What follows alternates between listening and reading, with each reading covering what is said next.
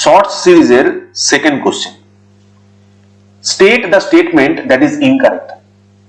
The armature MMF is rectangular in nature. The flux density waveform after armature reaction is distorted and peaky.